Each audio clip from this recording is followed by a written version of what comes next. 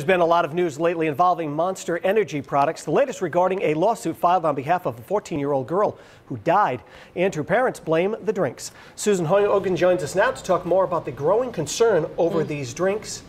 When they were putting this out today, I couldn't believe the ratio in comparison to the energy drinks and the regular soda. Right, and you know, it really is, there is a lot of talk right now, and it's really back in the news. I mean, we've heard the controversy with energy drinks for quite some time now, but just last week, and what got this kind of going again is that the parents of a 14-year-old girl in Maryland sued Monster Energy Drinks for her death.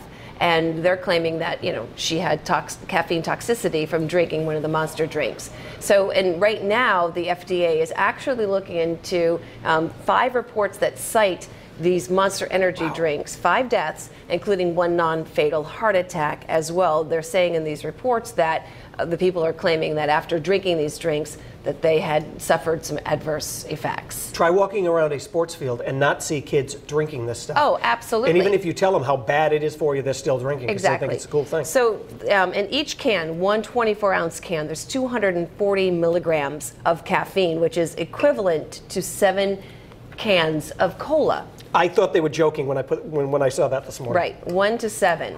It is pretty remarkable, no doubt. But what I also should stress too, in the Monster Energy drinks as well, when we spoke to them, the FDA, just because of these reports and the cited deaths that are now being reported to the FDA is even telling us this does not mean we're finding an actual link between drinking these Monster Energy drinks and then suffering, you know, some fatal issues.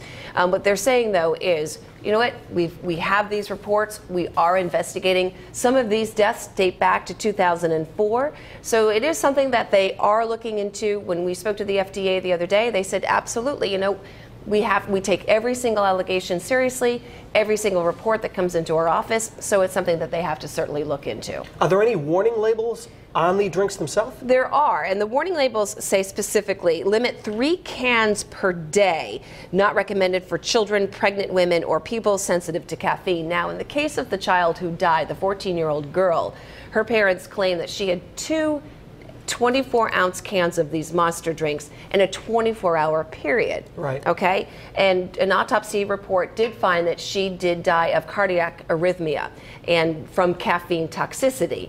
But they also did find that she had an underlying heart condition that no one knew about. Okay. So in a lot of the cases and some of the deaths, they were finding that as well. So, but again, these parents are saying, we still are pointing our fingers at Monster Energy drinks. We didn't know that, you know, she had any sort of an issue, and they feel that it was brought on by, or it's exacerbated by the energy drinks themselves. So the underlying thing is, even though they may have had a condition, this may have just moved it along, a little bit. And you know, my kids, as most people know, I have 13-year-old twins.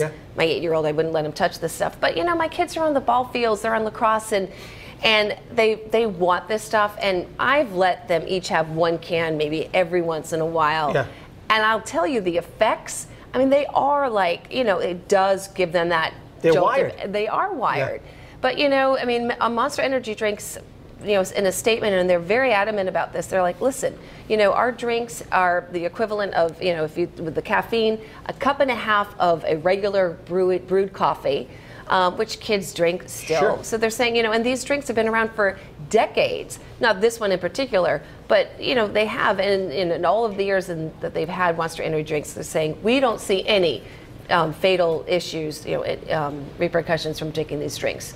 They said there isn't proof yet. I remember before this, it was Jolt. There used to be a Jolt. There used to be a bunch of different one of these drinks with a ton of caffeine. How do we tell the kids and get the message across? Well, good luck with that. I mean, because my kids, you know, they want it, and all the kids want it on the ball fields. You know, I would never tell anyone what to do. I just tell my kids, you know, I told them the facts. I'm like, listen, this is not in our house.